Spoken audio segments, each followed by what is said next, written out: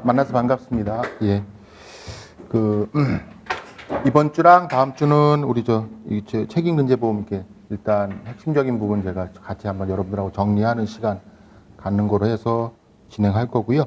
그, 나머지 4주는 기출문제하고 제가 미리 출제해 드리는, 해서 제공해 드리는 문제 풀어 오시고 여러분들하고 같이 저하고 이제 한번 또 해설하면서 풀어보고 그렇게 해서 6주 과정으로 진행하는데 이제 그 대신에 오늘하고 다음 주 2주는 예, 좀 혹시 이거라도 좀 정리 같이 하면 해서 하는 마음에서 제가 공개 강의하는 걸로 그렇게 준비를 했습니다. 자, 일단 제가 늘 이 말씀드리지만 이 기본적으로 책임근제보험 영역은 내가 손해를 즉 피보험자 이제 여기서 말하는 나라는 건 이제 피보험자죠. 피보험자가 손해를 물어줘야 즉 배상해줘야 하는 걸 대비해서 들어있는 보험이고 그 보험회사들은 책임보험회사들은 그거 피보험자의 법률상 손해배상 책임을 보험 약관 한도와 약관 기준에 따라서 보험금으로 지급해주는 그런 구조로 되어 있는데요. 일단 이게 여러분 제가 써드리는 건 필기하지 않으시고 제가 이따 시간 충분히 드릴 테니까 먼저 한번 들어보세요. 이게 항상 1단계는 항상 그러니까 지금 제가 말씀드린 것처럼 피보험자가 손해를 배상해 줘야 되거든요. 그럴 일이 생겨야 되니까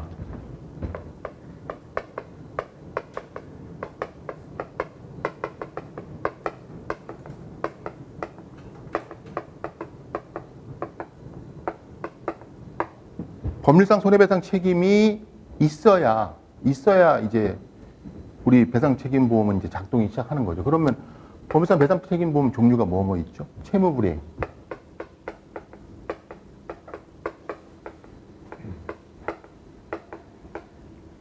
자, 그다음에 불법행위.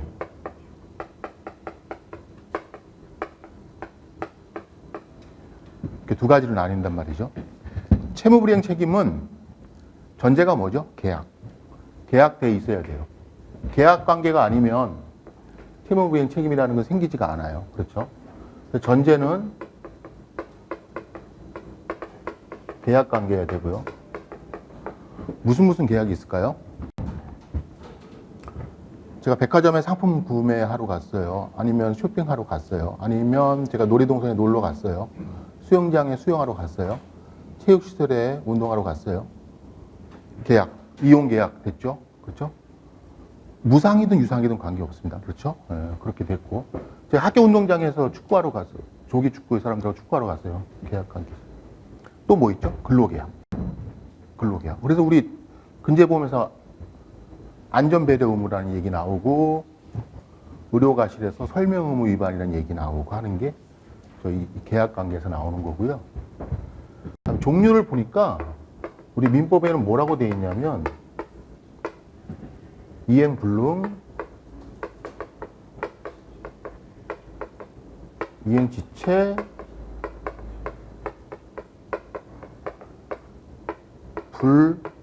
불완전 이행. 세 가지로 나뉜다고 규정을 해놨어요. 무슨 얘기죠? 물건을 맡았어요. 주차장 업주죠. 차를 맡았더니 도난당했어. 이행불능. 돌려줄 수가 없죠. 이행지체. 차를 돌려받으려고 차주가 왔더니 밑에 있던 종업원이 좋은 차니까 살짝 타보고 싶어 가지고 나간 거죠. 이제 빨리 갖고 오라고 이제 전화해서 난리치면 되죠. 그죠? 이행지체. 아니면 정비업자가 언제까지 정비 끝내주기로 했어요. 약속했는데 시간이 이치된 거죠. 그렇죠. 불완전 이행. 차는 잘 고쳤는데 아니면 주차장에 차 맡긴 그 당시 그 상태대로 돌려줬어야 되는데 중간에 사고가 있었던 거죠. 그죠? 하자가 생긴 거죠. 불완전 이행. 네. 그리고 이제 그래서 우리는 이렇게 이제 요 세 가지로 이제 민법에 규정이 돼 있고 중요한 건 우리 채무불이행 책임 계약이 전제라고 해가지고 일반적인 이런 채무불이행 책임뿐만 아니고 요거는 안 쓰셔도 돼요. 그냥 듣기만 하세요.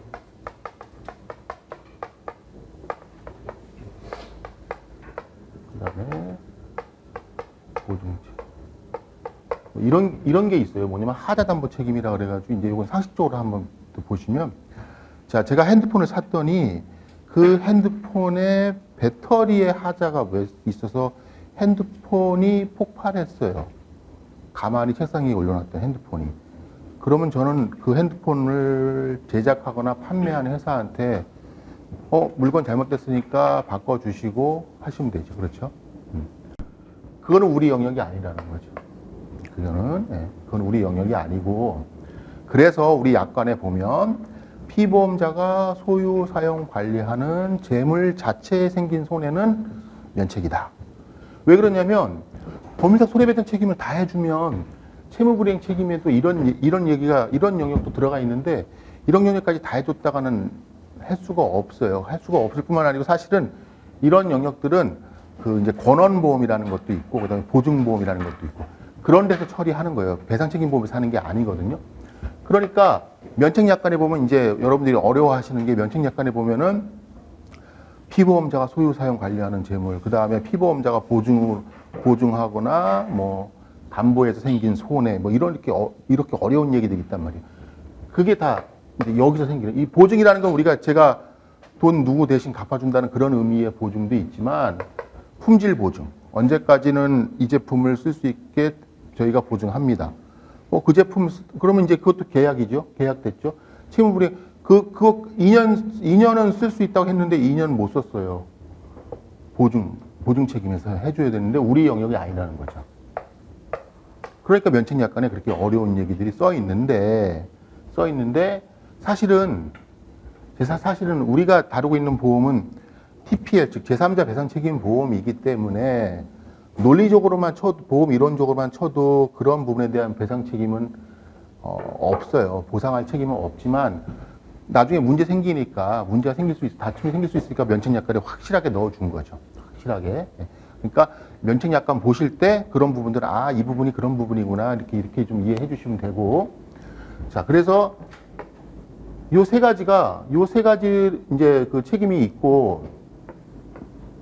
자, 근데 채무불이행 책임은 특이한 게 여러분 채무불이행만 되면 바로 손해배상을 해주는 거예요. 그러면 채무자는 반대로 어떻게 해야 되죠? 그러니까 채무를 불이행한 사람, 그 사람은 나한테 귀책사유, 즉 고의과실이 없음을 자기가 입증해야 돼요. 불법행위 책임하고 일반 불법행위 책임하고 완전히 달라요. 자, 그래서 이제 요거는 저 나중에 또 하겠지만 여러분, 의사가 제가 진료를 받으러 갔더니 의사가 제대로 설명 안 해주고 수술을 했어요. 근데 수술이 잘 됐어. 제가 잘 났어. 설명 위반했어요, 안 했어요? 위반했죠. 그래도 다 좋아요? 다 좋냐? 아니라는 거예요. 채무불이행 책임 영역에서는 그래도 손해배상을 해줘야 돼요. 위자료라도.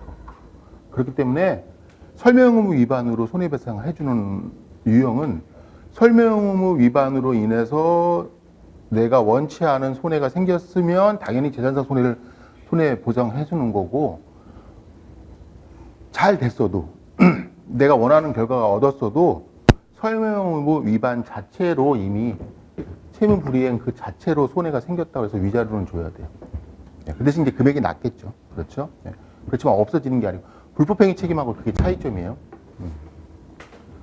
자, 그래서 우리는 어쨌거나 우리 보험은 우리 과목은 요 두 가지를 보상해 주는 보험이다.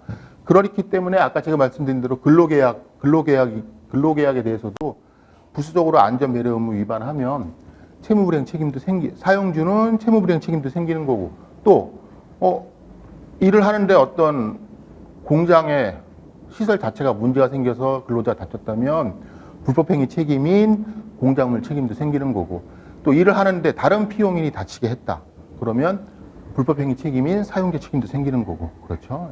그렇게 되는 거예요. 그래서 이거는 어떻게 된다고요?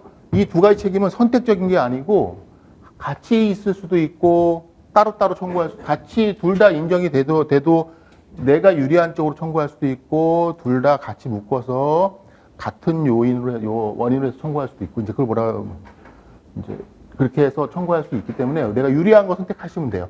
자, 가장 유리한 점은 우리 채무불이행 책임하고 불법행위 책임 이제 구분할 때 아까 말씀드린 것처럼 채무불이행 책임 뭐죠? 바로 채무불이행 사실만 있으면 손해배상 청구를 할 수 있고 채무자는 손해와 자기가 규칙 사유 없으면 입증해야 되는 입증 책임이 누구한테 있다? 채무자한테 있다.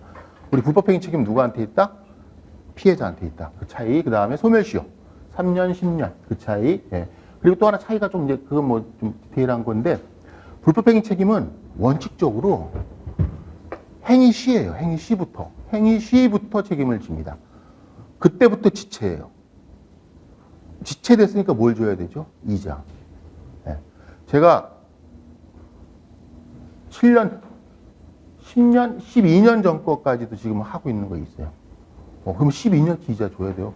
5% 곱하기 12년 하면 60%예요. 1억이면 1억 6천이에요. 네. 그렇습니다. 네.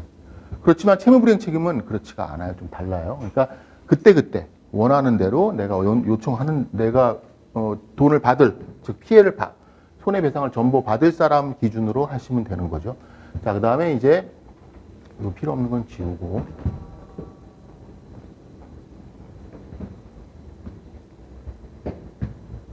자, 이제 불법행위 책임은 좀 복잡하니까 따로.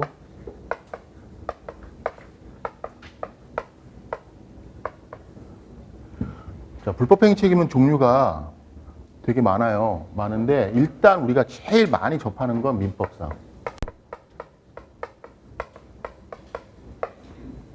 그렇죠? 민법상 불법행위 책임이 있고요. 자, 그 다음에 이제 특별법상.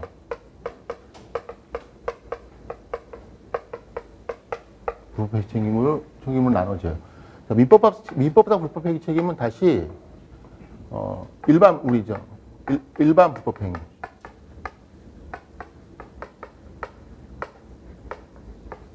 그 다음에 특수 불법행위.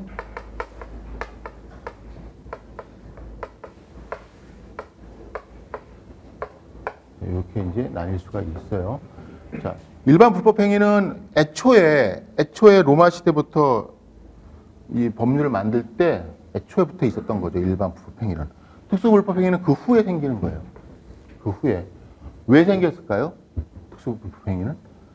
이제 필요성이 생긴 거죠. 왜? 이제 사회가 복잡해지고 다양해지고 자꾸 피해자한테 입증을 하라고 하니까 고의가실 피해자가 입증해야 되잖아요. 인과관계 피해자 입증해야 되고 손해 발생 피해자 입증해야 돼. 너무 어려워요. 어렵고 그렇지 않은 또 더 보호를 해줘야 될 필요도 생기고 하니까 이제 점점 좀 나오기 시작했죠.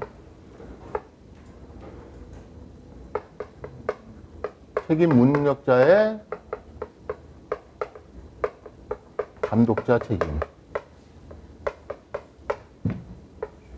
자, 그 다음에 사용자 책임. 자, 도급인 책임. 자, 공작물의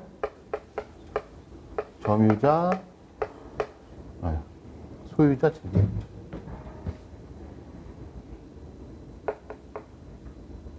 하나, 둘, 셋, 넷. 그다음에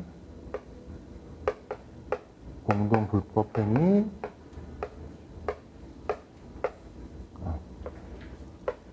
동물의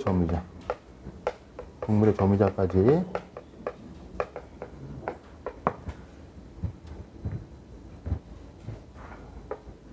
공동불법행위 빼고 하나 사용자 책임, 도급인 책임, 공작물 점유자 책임, 책임 운영자 감독자 책임, 동물의 점유자 책임 이 책임들은 이제 뭐 해서 뭐 학설이 분분한데 원칙적으로는 위험 책임이에요.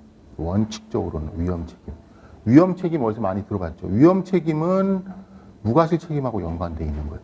위험 책임은 왜 그랬을까요? 아까 말씀드린 것처럼 일반 불법행위 책임으로는 해결이 안 되는 것도 있고 피해자를 더 보호해줘야 되는 것도 있고 사회가 다양해지고 위험한 상황들이 많이 생기고 하는데 그냥 둬서는 안 되니까 이제 자꾸 제도가 생겨나기 시작한 거죠. 그래서 근데 그나마도 여러분 이제 그나마도 이거 가지고도 또 부족하대요. 그래서 이제 특별법상 책임이 나오는 거죠.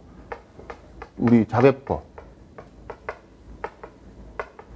그다음에 화재로 인한 재해보상과 보험가입 등에 관한 법률 화보법. 그다음에 국가배상법. 그리고 뭐 다른 이제 또 특별법들, 뭐 여기까지 우리가 알 건 아니지만 뭐 원자력 같은 거 뭐 이런 것들요. 그죠? 그다음에 환경, 네, 이런 것들. 네. 이렇게 생겨서 자, 이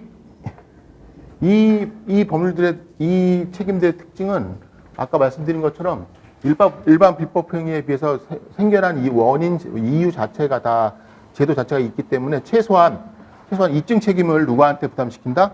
채무자한테 부담시키든지 아니면 아예 무과실 책임을 지우게 만들든지 그렇게 되는 거예요. 예.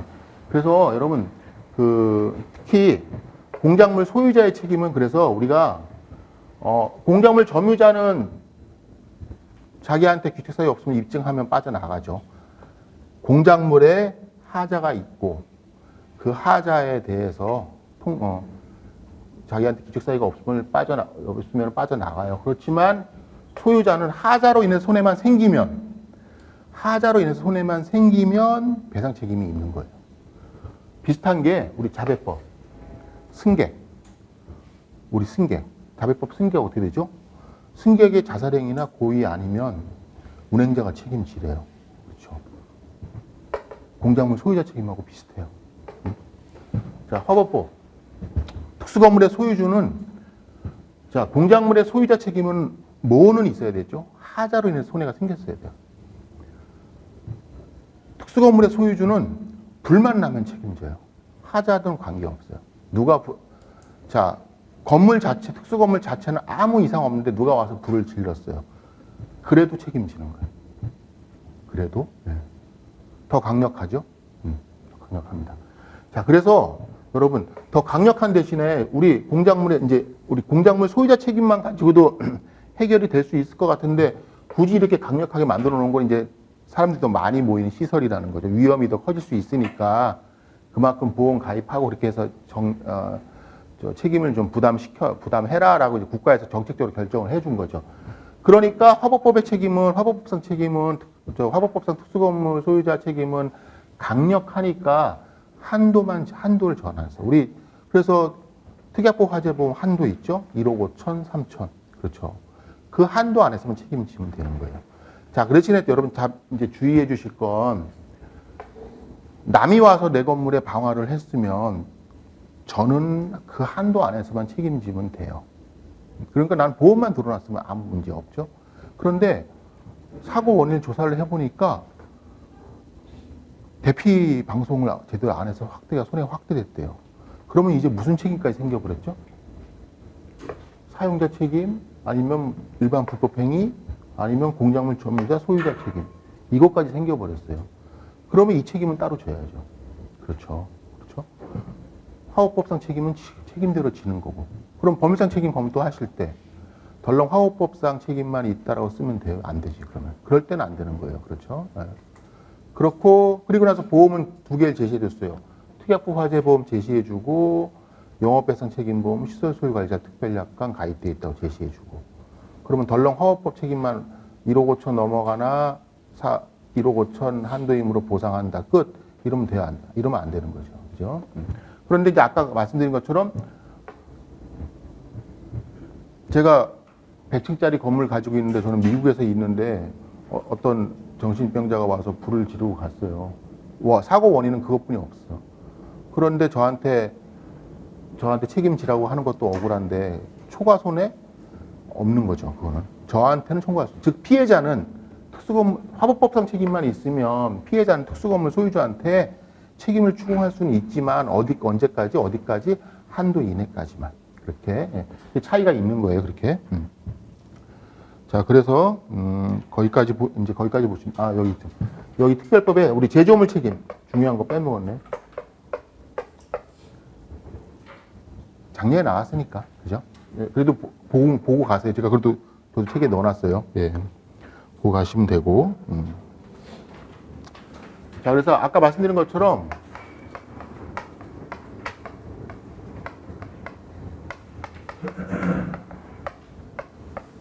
무과실 책임주의라는 게 등장을 했어요. 그래서 처음에는 중간 책임주의, 우리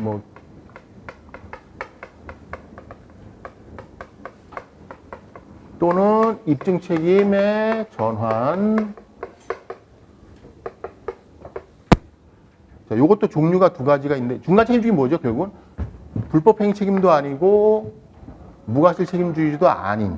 그렇지만, 무과책임주의에 분류할 수밖에 없는 이유는 왜 그러냐면, 아까 제가 말씀드린 것처럼, 자, 여러분, 일반 불법행위 책임에서 이런 특수불법행위 책임이 나온 이유가 뭐라고 그랬죠? 입증 책임 곤란하다고 했죠. 입증 책임을 채무자한테, 즉 불법행위자한테 부담시켜버리면 이 사람은 입증을 해서 빠져나가야 되는데 그게 굉장히 어려워요.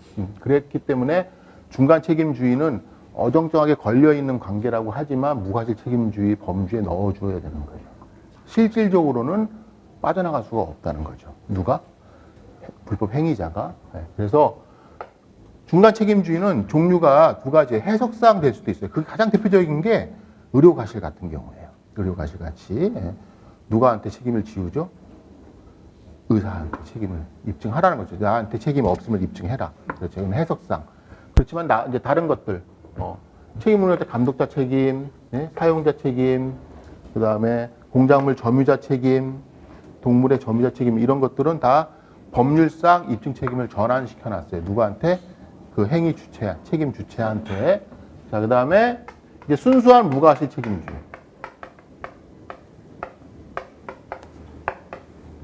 자, 이거는 아까 공작물 소유자 책임이나 화법법상 특수건물 소유자 책임, 자배법상 운행자 책임, 승객에 대한 운행자 책임, 자, 그 다음에 뭐 제조물 책임법상 책임 다 마찬가지죠. 무과실 책임주의, 무과실 책임주의예요. 그래서 그런 어떤 원인만 있고 결과만 있으면 책임을 지는 거예요. 그렇죠. 그래서 좀 되게 강력하죠. 강력하고. 네. 그 다음에 여기다가 더해서 이거보다 더 강력한 거. 이제 보상 책임주의라는 게 있어요.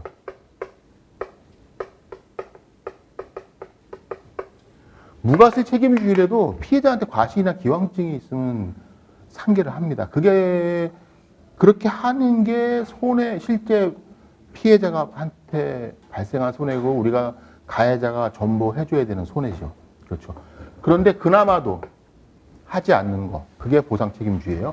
그래서 우리 책임보험 영역에서는 유일하게 보상 책임주의는 화법법상 특수건물 소유자 책임이 보상 책임주의예요. 그리고 나머지는 다 근제보험에 있어요. 그죠? 근로기준법상 근제보험, 산재보험, 선원, 어선원. 그래서 여러분 이제 그 사례 문제들 이렇게 보시면 이렇게 해서 일하다 사고가 나서 다쳤다. 피해자 과실은 뭐 30%로 판단된다. 하도 우리는 EL 구할 때는 어떻게 하죠? 과실 아무 신경도 안 쓰죠. 그렇죠. 거기다가 중간인자 공제도 하지 말라고 아예 보상하는 규정을 다 산재법, 근로기준법, 선원법에 다 만들어 놨어요. 그렇게 만들어 놓은 법이 또 우리 화법법에도, 화법도 마찬가지죠. 그렇게 만들어 놨어요. 이게 특정하게 중간이자도 공제하지 않고 어떻게 해서 계산해서 줘라, 며칠치를 줘라, 이런 식으로. 그렇게 만들어 놨습니다. 그래서 보상 책임주의. 하나 더 있는데 뭐냐면 그게 가스배상 책임보험 액화 석유가스 소비자 보상 특약. 그것도 보상 책임주의예요. 그런데 이제 그 보상 책임주의는 조금 특이한 게 법률 규정으로 보상 책임주의를 저라 이렇게 만들어 놓은 것도 아니고 그냥 약관에다가 던져놨어요. 약관에 그렇게 그런 보험에 가입을 해라라고 해놓고 법엔 그거 딱 하나 써 있어요. 그리고 따로 보상 규정이 있는 것도 아니기 때문에 그냥 민사상 손해배상금을 지급하되 과실만 상계하지 않는 거죠. 그럼 뭐는 참작해줘야 돼요? 중간이자는 참작해줘야죠. 그렇죠. 차이가 있죠. 그렇습니다. 자, 그래서 여기까지가 이제 우리 법률상 책임에 대한 영역이고요. 자, 그래서 아까 이제 요거 공동불법행위 제가 별표 쳐놨는데 요거는 이제 좀 특별한 경우죠. 뭐냐면, 자, 일반 불법행위로 고의과실 손해까지 다 입증을 하려고 보니까 두 명이 동시에 나한테 돌을 던졌는데 누구한테 맞았는지 제가 알 수가 없어요. 그럼 제가 입증해야 되잖아요. 저 어떻게 해요? 할 수가 없어. 어려워. 자, 그래서 공동불법행위. 둘이 같이 돌을 던졌어요. 그거는 맞아. 그러면 그 둘이 책임지라는 거죠. 그렇죠? 그게 공동불법행위예요. 만들어 놓은 이유? 결국 취지는 마찬가지죠. 일반 불법행위로 안 된다는 거죠.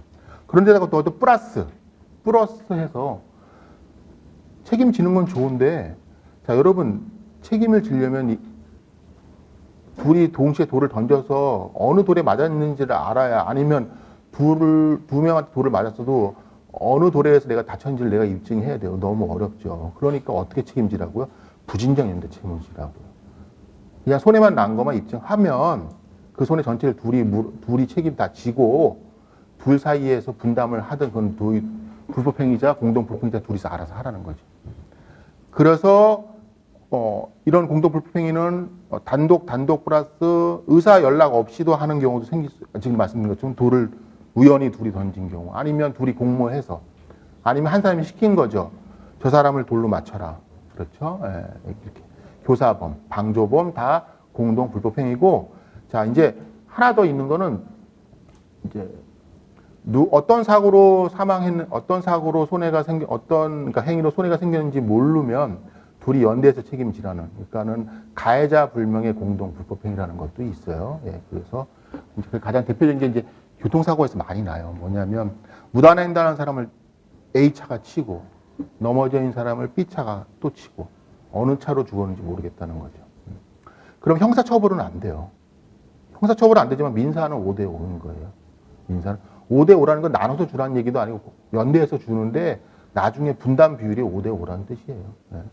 물론 이제 내가 입증하면 되죠. 입증해서 아니라고, 난 내 책임이 더하다 이렇게 입증하면 되지만 원칙적으로는 5대5인 거예요. 네. 그래서 공동불법행위 강력하죠.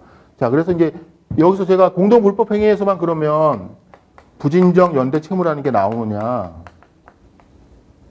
자, 그건 아니에요. 자, 예를 들어 볼게요. 자, 사용자 책임의 전제는 뭐죠? 피용인의 불법행위가 있어야 되죠. 그죠? 그 다음에 사용관계가 있어야, 사무집행 관련성이 있어야 되고, 사용관계 있어야 되고, 사무집행 관련성이 있어야 되고. 사용자랑 일반 불법행위한 그 피용인하고 둘 사이의 관계, 부진정 연대 채무. 네. 자, 그러면 피해자는 무슨 얘기예요? 피해자는 아무한테나 청구하거나 둘이 동시에 청구하거나 하면 되는 거죠. 대개는 사장님이 돈이 많겠죠. 그러죠?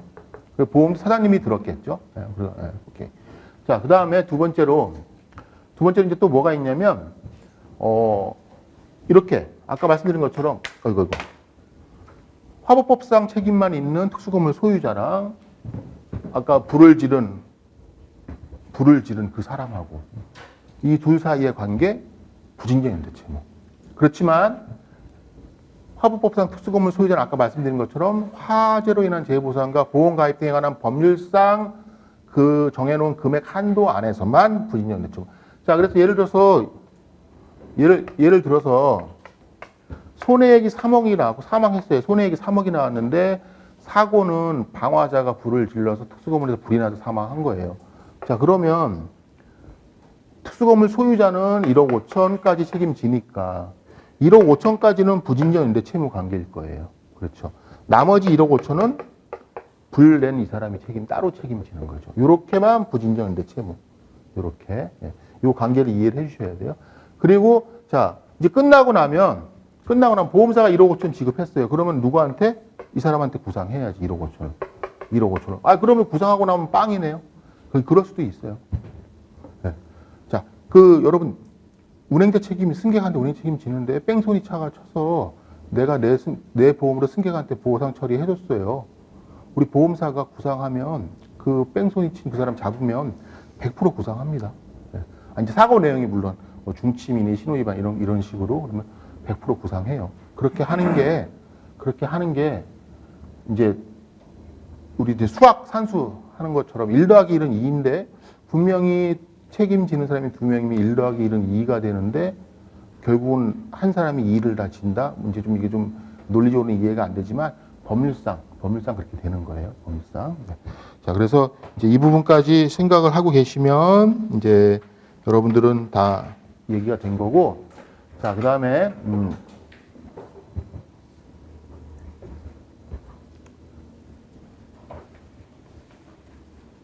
여기를 지우고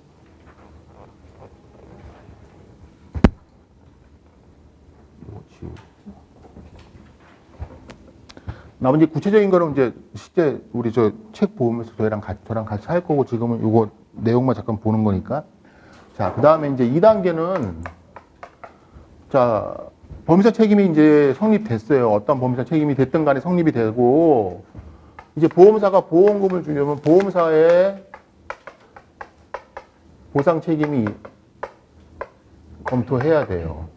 그렇죠. 이제 제한이 따라요, 제한이. 그래서 보상하는 손해가 뭔지. 즉, 이거는 담보하는 위험이라고도 하고,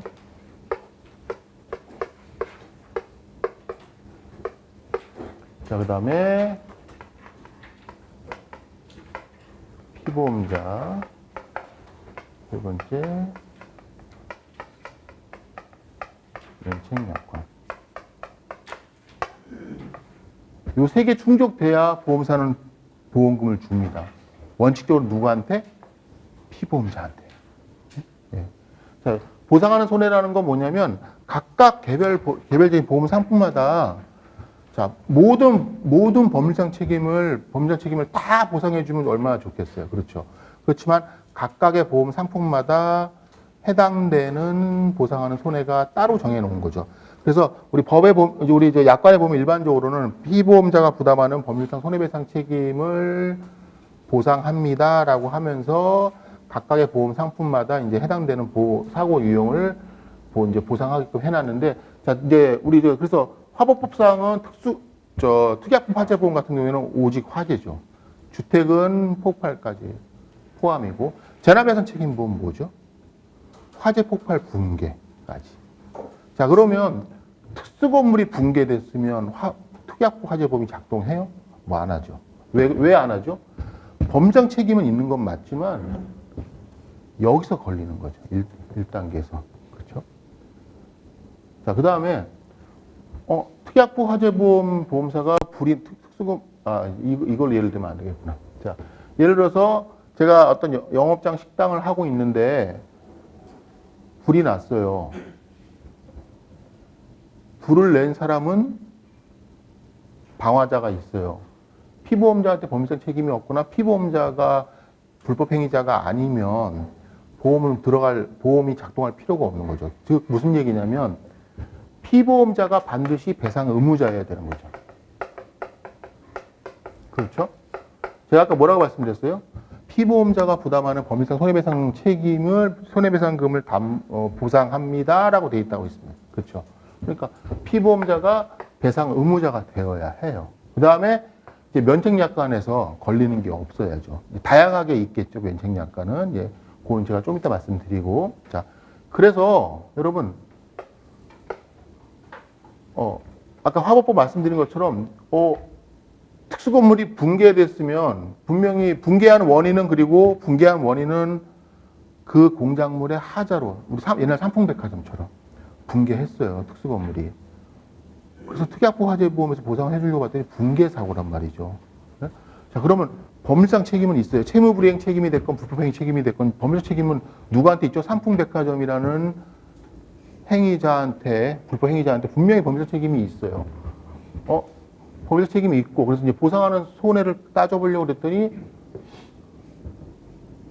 특약부 화재보험에서는 붕괴 사고는 보상 안 해준대. 그럼 뭘로 가는 거예요? 다른 보험 찾아보면 되죠. 영업배상 책임보험에서 해줘야죠. 영업배상 책임보험은 그런 얘기가 없잖아요. 그렇죠? 네. 특히 시설 소유 관리자 특별약관에 보면 그냥 시설로 인해서 시설 및 그 시설과 관련된 행위 중에 발생한 손해면 다 보상해준다고 돼 있으니까.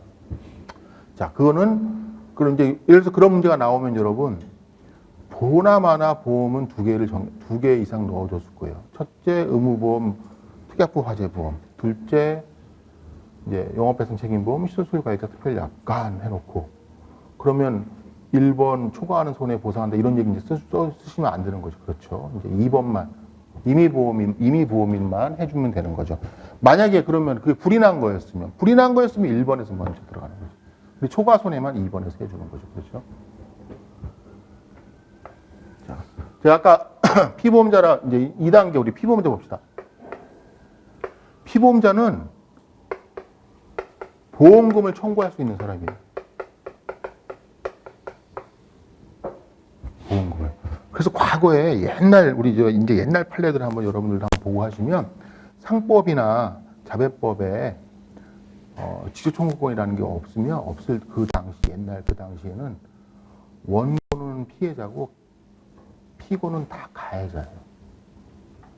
그렇게 돼 있어요. 지금은 어떻죠? 지금은 보험사에서 충분히 보상받을 수 있을 것 같으면 보험사를 피고로 합니다. 그건 무슨 얘기죠? 지금 제가 무슨 얘기하고 있는 거죠? 직접 청구권 얘기하고 있는 거죠. 과거에는 원칙은 이거라는 거죠. 보험금 청구. 그렇죠? 그렇지만 지금은 직접 청구라는 게 제도가 일반화돼 있죠. 그렇고. 자, 피보험자는 그래서 보험금을 청구할 수 있는 사람이고, 자, 아까 제가 뭐라 그랬죠? 정신병자가 방화해서 불을 냈더니 100%다 보상해주고 100% 구상한다 그랬죠. 대위권 행사한다 그랬죠. 피보험자는 대위권 행사에 제3자에서 무조건 제외해요. 왜 그렇죠? 피보험자는 배상 의무자잖아요. 이 피보험자가 부담해야 될 거를 보험사가 보상해주고 구상할 사람을 찾았는데 그 사람이 피보험자면, 만약에 이게 되면 여러분, 이 피보험자는 이 돈을 주고 나서 다시 보험금 청구하면 되는 거죠. 말이 안 되는 얘기죠. 그렇죠? 논리적으로 당연히 안 되는 거고, 당연히 제3자에서 제외되는 거예요. 피보험자의 권한이죠. 그 다음에 세 번째로, 피보험자는 비용 청구를 할 수 있어요. 우리 2017년도 문제죠. 여러 가지 비용 쭉 써놓고 피해자 지출하고 피보험자 지출, 피보험자. 피해자가 지출한 건 손해배상금. 항목이 뭐든 관계없어요. 손해배상금. 피보험자가 지출한 건 이제 따져봐서 그게 항목이 비용에 해당되는 거면 그게 비용인 거예요. 그래서 피보험자는 비용을 청구할 수 있다. 자, 마지막으로, 자, 면책약관 기준은 다 피보험자 기준이에요. 무면허 운전했는데, 예? 주차장 특약에서 무면허 운전을 했는데 알고 봤더니 엉뚱한 사람이죠. 아무 관계없는 사람이에요. 그럼 무슨 상관이? 근데 예를 들어서 거기 주차장에 보관됐던 차를 몰래 키를 갖고 와서 훔치려고 했던 사람이 무면허 운전을 했어요. 뭐 상관이 있어요? 아무 상관없죠. 누가 무면허 운전을 했어야 돼요? 피보험자가. 그렇죠. 예. 이거 그 기준이라는 거죠. 자, 우리 피보험자 소유 사용 관리하는 재물에 대해 생긴 소리. 우리 피보험자 기준이잖아요. 피보험자가 소유 사용 관리하는 재물이 아니면 뭐죠? 보상해줘야 되는 거죠. 그렇죠? 네. 면책약관 기준. 피보험자는 면책약관의 기준.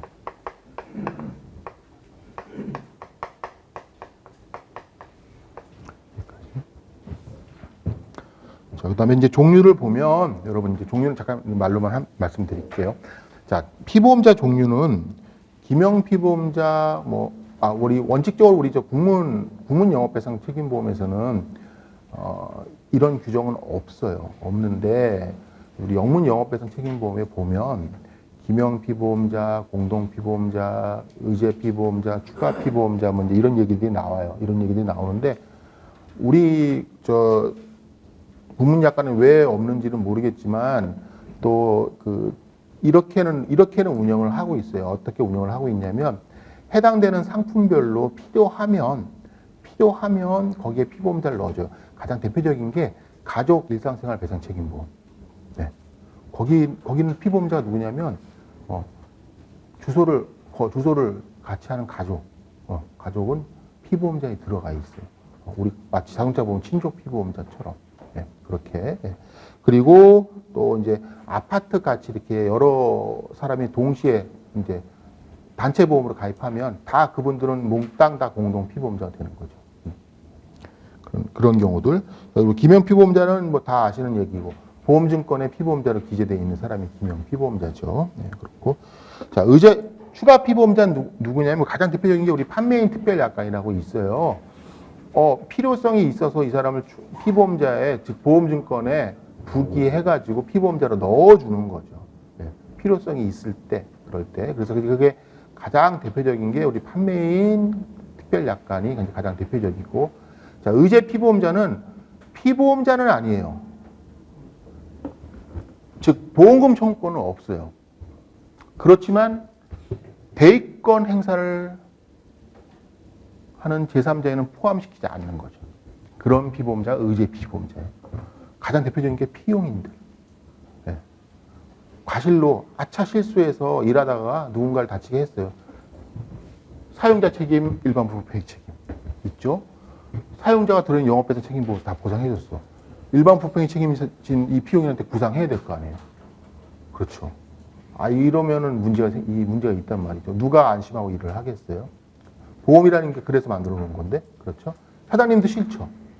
사장님은 보험료를 내므로써, 네? 보험료를 내면서 내 직원들이 부담 없이 일을 할 수 있게끔 하려는 목적까지 다 있단 말이죠. 그러니까 이제 실무적으로는 딱히 규정은 돼 있지 않지만, 영업배상 책임보험에서 규정돼 있어요. 실무적으로는 대의권 행사 제3자에서 제외시켜줘요.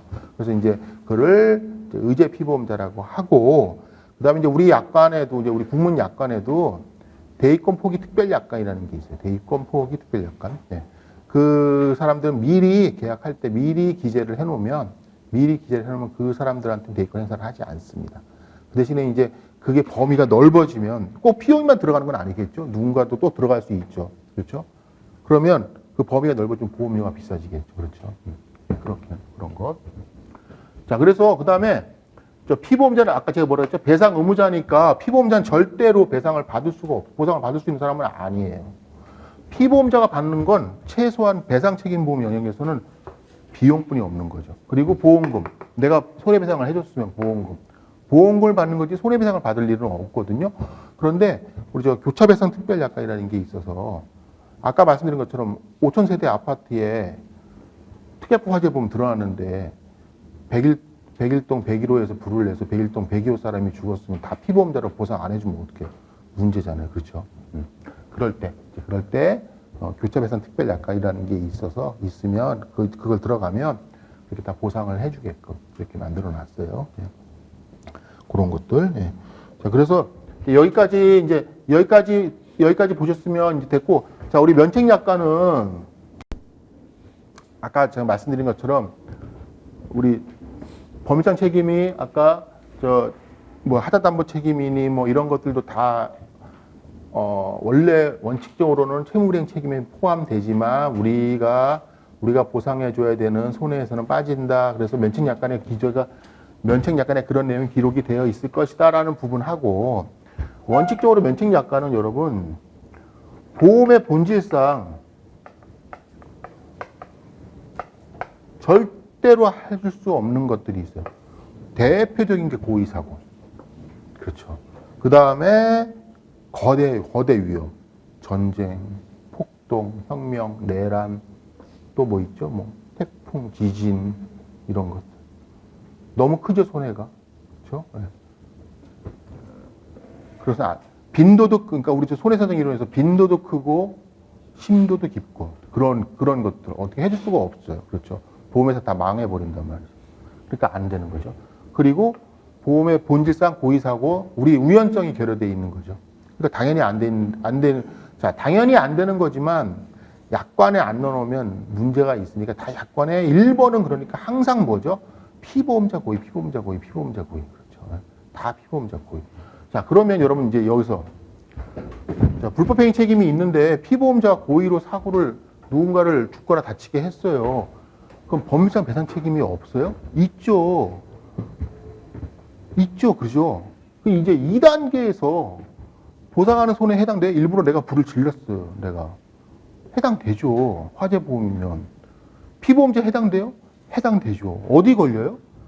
여기 면책약관에 걸려서 안 해주는 거죠. 그렇죠. 근데 이게 이제 왜 그러냐면 여러분들 이제 공부를 하시다가 보면 고의, 면책 하면 다 백지로 만들어 버리시는 자꾸. 네, 그렇게 돼요. 근데 그 이제 이해가 좀 부족해서 그래요. 그거는. 예, 그래서 첫 번째는 이제 보험의 본질상, 두 번째는 이제 우리 여기서는 굉장히 많이 나오는 건데 타보험 영역. 피용인은 면책이래요. 영업배상 책임보험에서. 왜 그렇죠? 산재로. 자동차 사고는 면책이래요. 왜요? 자동차. 선박보, 항공기보 이렇게 가라는 거죠. 그래서 타보험 영역. 또 뭐 있죠? 전문인 배상 책임보험. 전문인 사고는 전문인 배상 책임보험으로 가고, 또 내가 임의보험이면 의무보험은 일단 의무보험에서 먼저 해주고, 네, 그렇게 다 타보험이고. 자, 세 번째, 이제 이거는 보험 기술상 면책.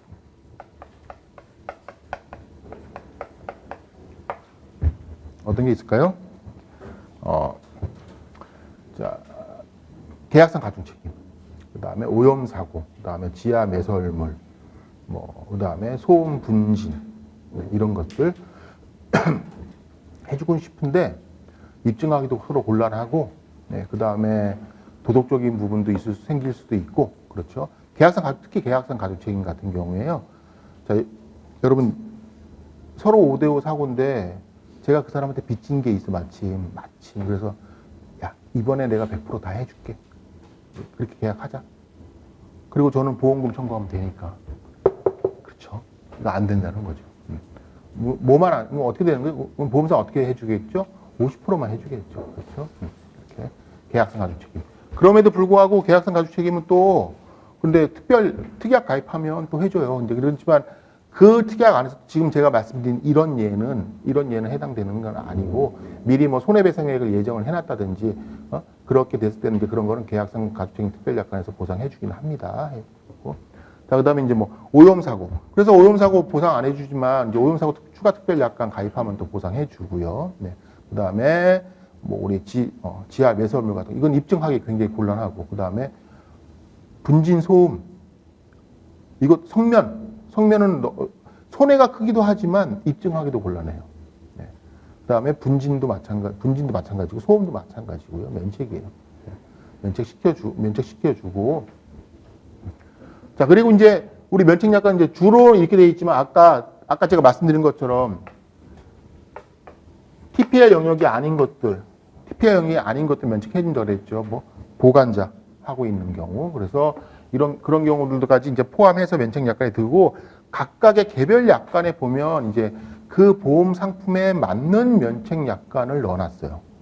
가장 대표적인 게 우리 저 생산물 배상 책임 보면은 피보험자의 점유를 떠난 피보험자가 양도한 후에 발생한 손해만 보상해 줍니다. 자, 왜 그럴까요? 생산물 배상 책임 보험이 뭐죠? 생산물 배상 책임 보험이라는 건, 자, 예를 들어서 우리 음식물을 예를 들어봅시다. 제가 이제 음식 만들어 배달해 주는 사람인데 주문이 들어와서 내 손을 떠났어요. 내 손을 떠나기 전에는 뭐죠? 영업장 안에서 사고니까 영업배상 책임 보험에, 그 시설 소유 가해자 특약에서 해주면 되는 거죠. 근데 내 손을 떠났을 때는 시설 소유 가해자 특약이 아니고 생산물 배상 책임 보험이라는 거죠. 그러면 작업 중이에요. 어디 가서 제가 일을 하고 있어. 뭔 일을 맡아서 일을 하고 있어. 작업 중일 땐 도구업자 특약이죠.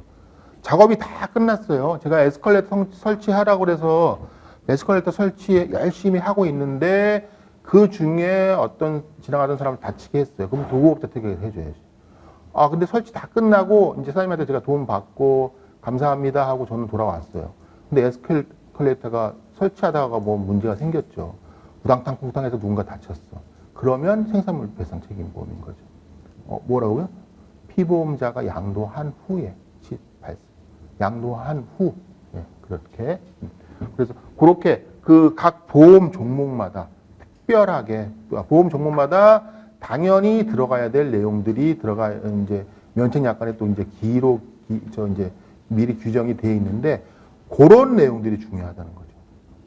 보통 약관의 면책 사유는 그렇게 중요한 건 아니지만 그렇게 개별적인 특별 약관마다 고유의 면책 사유는 굉장히 중요하다는 거죠. 그걸 알고 있느냐 없느냐, 그거를 이해하고 있느냐 없느냐 하는 부분으로 답이 달라지는 거잖아요. 그렇죠. 물어보고 싶었던 건 사실은 한 줄만 약술로 한 줄 쓰라고 몇 줄 쓰라고 했을 수도 있지만 이제 그게 사례가 나오면 그 안에 숨어 있는 뜻은 그런 뜻이라는 걸 찾아내야 된다는 거죠. 네? 그렇죠. 그래서 그다음에 이제 아까 말씀드린 것처럼 채무불이행 책임은 전제가 계약이라고 했는데 아까 제가 말씀드린 것처럼 피보험자가 소유, 사용, 관리하고 있는 재물에 발생한 손해는 면책이라고 하는데 우리 배상책임보험 영역에서 물론 이제 이게 신체 영역은 아니긴 하지만 배상책임보험 영역에서 재물에 대한 배상책임보험 영역에서 보관자 책임이라는 게 따로 있어요. 예외적으로. 그래서 그 보험들은 피보험자가 소유, 사용, 관리하는 재물에 발생한 손해임에도 불구하고 보상을 해줘요. 대표적인 게 주차장 특약. 차를 맡았죠. 피보험자가 소유하지는 않지만 사용, 관리하는 재물이죠. 그런데 그 차에 문제가 생겼으면 주차장 특별약관에서 해주는 거죠. 또 정비업자 특약. 그다음에 또 임차자 특약이라고 있어요. 그다음 창고업자 특약 마찬가지겠고요. 마찬가지겠죠, 그렇죠? 남의 물건을 내 창고에서 언제까지 보관해 주기로 했는데 그 물건에 문제가 생겼을 때. 임차자 특별약관은 뭐냐면 제가 상가를 빌렸어요. 아니 아파트를 빌렸어요. 상가를 빌렸다 합시다. 상가를 빌렸어요. 저는 그 상가를 다 잘 쓰고 임차료를 쓰고 나서 돌려줘야 되는데 못 돌려주거나 돌려주려고 했더니 문제가 생겼거나 불이 나서 제대로 못 돌려줬거나 이런 일이 생겼을 때 임차자 특별약관을 가입을 해놓으면 임대인에 대한 손해를 보상해 주는 거예요. 임대인에게 이런 채무불이행 책임을. 그래서 그게 임차자 특별약관이라는 거거든요. 예. 그렇게 과거에 약술이 한번 나와서 제가 여기 교재에 잠깐 넣어놓긴 했는데 그렇고 이제 거기까지 보셨으면 이제 특별히 자 그다음에 이제 요거 하나만 더 말씀드리고요. 요거 여기를 지울게요.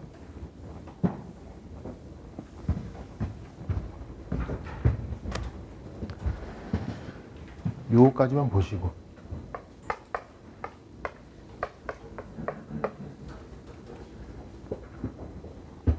그렇죠. 배상책임보험에서 제3자라는 얘기가 여러 번 나오는데 가장 이제 구분해서 보여야 될 제3자라는 얘기가 두 가지가 있어요. 첫째는 TPL 보험이라는 데서 제3자. 제3자 배상책임보험에서 제3자. 그렇죠?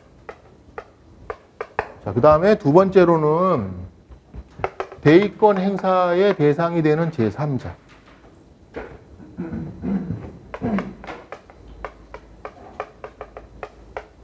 행사의 대상이 되는 제3자.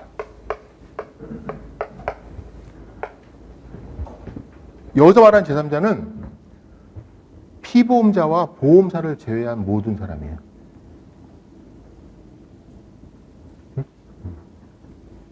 행위자 말고 그러면 내 가족, 내 직원, 내 친구, 내 친족 다 제3자라는 거죠. 그렇죠? 그럼 범위가 너무 넓죠. 그러니까 이제 그때 필요성에 의해서 면책약관에 보면 이제 제3자에 해당되지만 빼주는 거죠. 그래서 제일 대표적인 게 우리 피용인. 그렇죠? 피용인 빠지고. 그 다음에 우리 특약부 화재보험에 보면은 주거를 같이 하는 직계 가족 빠지고. 이런 식으로. 예. 그렇게 이제 그때 필요성마다 빼지고. 그 다음에 우리 가족 일상생활 배상책임보험에서 보면은 동거하거나, 주거를 같이 하는 친족. 친족은 가족보다 범위 넓은 거죠. 친족. 이렇게. 그렇게 필요성이 있을 때마다 이제 면책약관에서 빼주지만, 원칙적으로 제3자란 보험사와 사고를 낸 나를 제외한 모든 사람이 제3자라는 거죠. 이제 헷갈리지 마시고, 이제 이렇게 되면 책을 빨리 볼 수 있어요. 그렇죠? 이렇게 이해가 되면. 그 다음에 이제 우리 대의권 행사의 대상이 되는 제3자는 나 말고 사고의 원인을 제공하는 어떤 사람인 거죠. 나와 즉 피보험자와 보험사 외에. 예, 그렇죠. 그런데 계약법 시간에도 배우셨을 거고, 자동차 보험 시간에도 나왔을 거고 하지만, 자, 누구는 빠지죠? 생계를 같이 하는 동거하는 가족은 빠지죠. 제3자에서. 그리고 또 아까 누가 빠진다 그랬죠? 우리가 피보험자 빠진다 그랬죠. 또 누가 빠진다 그랬죠? 피보험자 중에서도 특히 의제 피보험자도 빠진다 그랬죠. 그렇죠. 제3자에서 빠지는 사람들. 예, 예. 그런데 가족은 뭐라고요? 고의 사고는 제외하고. 그렇죠. 이렇게. 그 다음에 아까 또 하나 뭐 있다 그랬죠? 우리 책임보험 영역에서는 대위권 포기 특별 약관. 네. 이렇게 되면 이 사람들은 다 제3자에서 빼주는 거예요. 자, 그 다음에 이제 또 중요한 게 이제 물론 이제 근제 가서 다시 하겠지만 우리 산업재해보상보험법에 보면은 공사를 분할해서 하는 관계인 사용 보험 가입자, 즉 산재보험 가입 대상자인 그 사업주하고 그 밑에 피용인들, 그 피용인들은 근로복지공단이 행사하는 대위권 행사에 제3자에서 빼준대요. 그것도 이제 특이한 좀 제3자에서 빠지는 경우예요. 네, 그래서 그거는 왜 그러냐면 여러분 어떤 사업을 하는데 이 아파트 건설하고 있어요. 그러면 무슨 비계 회사, 뭐 콘크리트 믹서부터 해서 그다음에 크레인, 별게 다 전기 다 들어와 있을 거 아닙니까? 이 사람들이 사실 우리가 외부에서 보면은 현대 힐스테이트 아파트 건설 현장 해놓으면 저 현대 건설에서 다 짓는 거구나. 저분들은 다 현대 건설 직원이겠네라고 생각한단 말이죠. 그러니까 그 안에서 벌어졌는데 산재사고가 났는데 그거를 구상을 할 수는 없다는 거죠. 그래서 빼주는 거예요. 네, 그래서 여기까지 좀 보셨으면 이제 됐고, 잠깐만요. 여기까지만 보시고 그 다음 얘기는 좀 길게 또 얘기를 해야 되니까 잠깐만 쉬었다가 제가 또 얘기를 또 다시 시작하도록 하겠습니다. 잠깐 쉴게요.